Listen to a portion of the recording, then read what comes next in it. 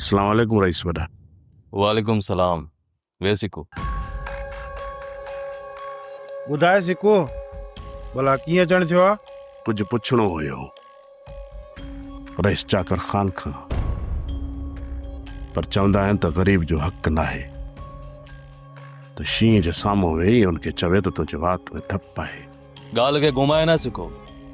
तुंहिंजे अंदर में जेको क्रोध भड़के पियो उनखे ॿाहिरि कढ। मां पुछा करे सघां थो रईस चाकर ख़ान खां त सोनी खे अकबर ख़ान जी धीउ सां ॻोठु छो मोकिलियो वियो, ऐं तव्हांजो भला उन पुठियां कहिड़ो मक़सदु आहे? तूं छो थो पुछी? ऐं तोखे कहिड़ो हक़ आहे इहो सवाल करण जो? ऐं मां पाबंद न आहियां जो तोखे जवाब ॾियां। सिको, तोखे त बल्कि ख़ुशि थियणु खपे।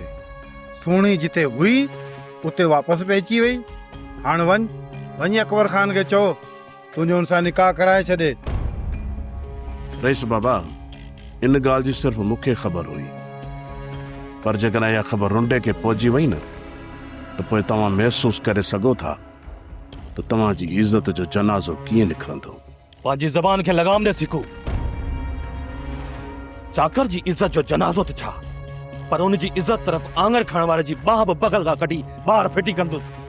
ठीकु आहे, ठीकु आहे।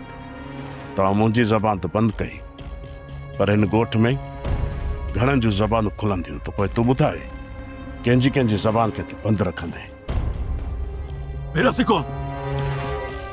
मां हर उहा ज़बान काकड़े मां कढी ॿाहिरि फिटी कंदुसि जेका चाकर ख़ान जे ख़िलाफ़ ॻाल्हाईंदी। हाणे हल।